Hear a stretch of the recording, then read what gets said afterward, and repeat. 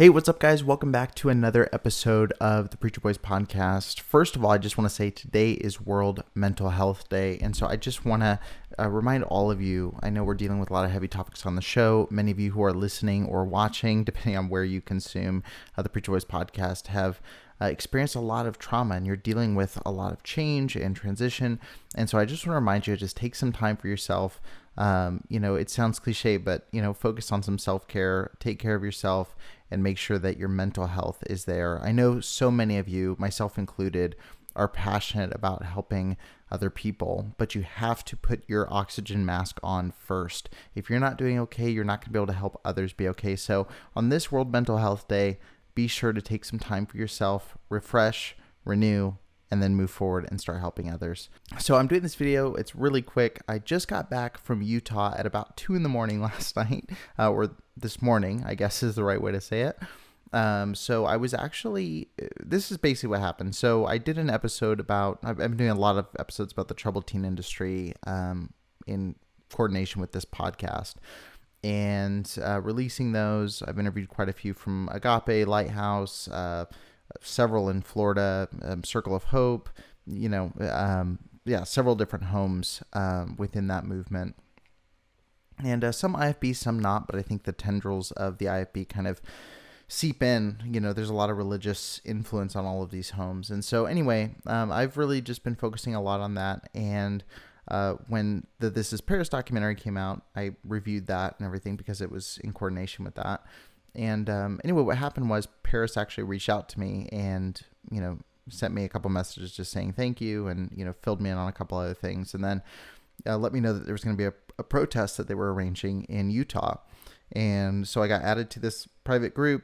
They kept it all contained. They wanted to keep it like a lid on it until the day of. And so I was honored and lucky enough to get to go out and join, almost 100 survivors of the troubled teen industry and just be there as support. I filmed a little bit there, just really wanted to stay in the background because it wasn't my event.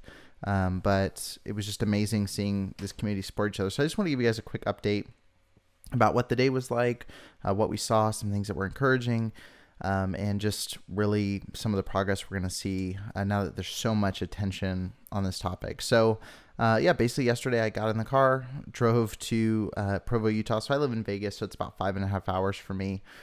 Drove up to Utah. We met at a park in Provo, probably about a mile from Provo Canyon School, which is it's the last school that Paris was put in as part of her troubled teen experience. And so we met there. We heard speeches from people from Breaking Code Silence, which is a nonprofit that's working to expose abuse in the troubled teen industry. I got to hear from someone from Charlie Health who promoted a alternative therapy that is non-abusive, non-traumatic, and so that's awesome. I'm going to reach out to them. I definitely want to communicate with them a little bit. Got to meet Alan Knoll. He spoke as well. He wrote Surviving Bethel, which is a book I'm going to definitely have to check out. Became familiar with him and got to talk with him a little bit. And then I also got to connect with people from just other homes, and just one of the things I guess I'll say that really, really sums up the day for me, because there were people from way beyond Provo. There were people from all over the country.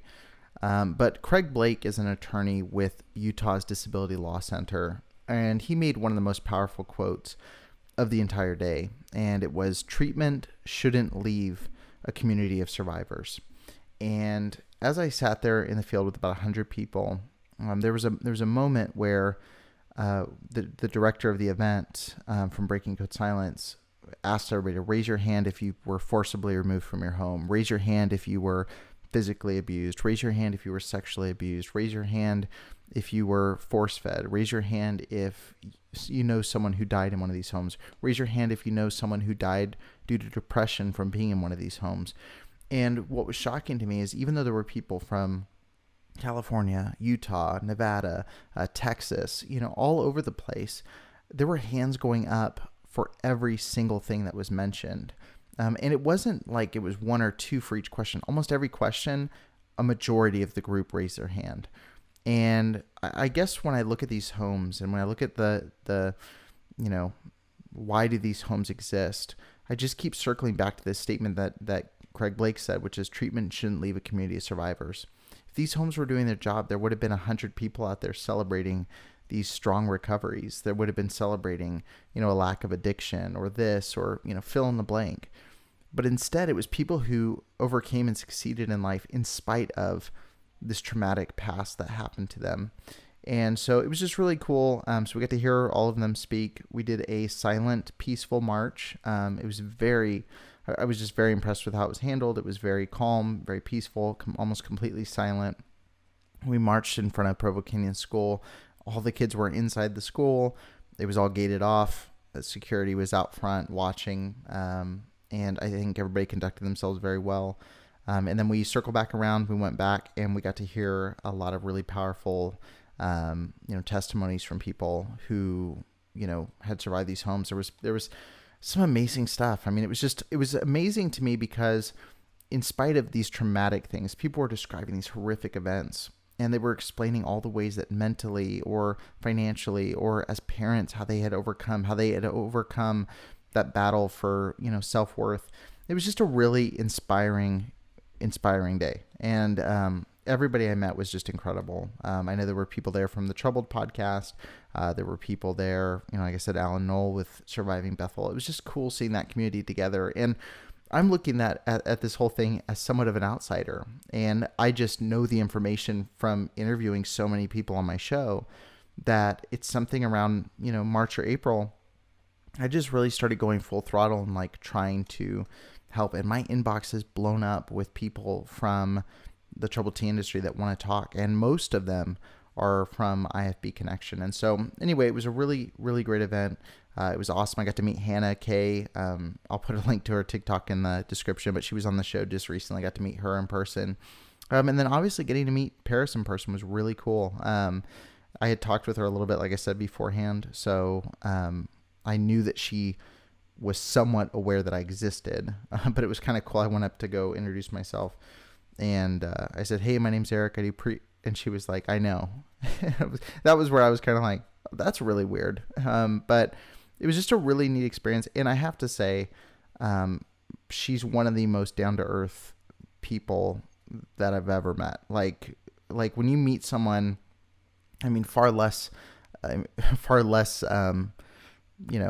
successful people or far less famous people. When you meet people who have a platform like she has, there can tend to be this like lack of care or even an arrogance or cockiness. And, I felt talking to her the same way I feel talking to some of the amazing people, like I mentioned, Hannah, to Amanda.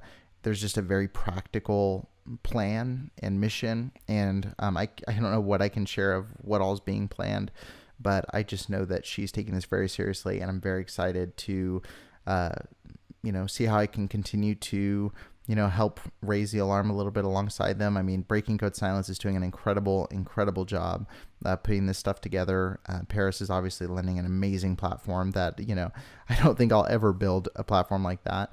But I'm just really, really thankful that I got to go. It was amazing time.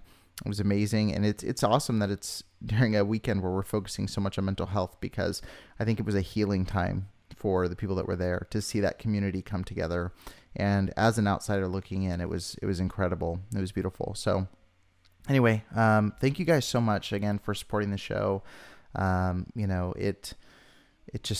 It's really awesome. And it's stuff like this that's starting to get me very excited. And I would like to see, more event type stuff like this happen, and real change start to happen. And one just really exciting thing that's happening. So I mentioned Craig Blake with Utah's Disability Law Center, and they just announced yesterday that they're going to be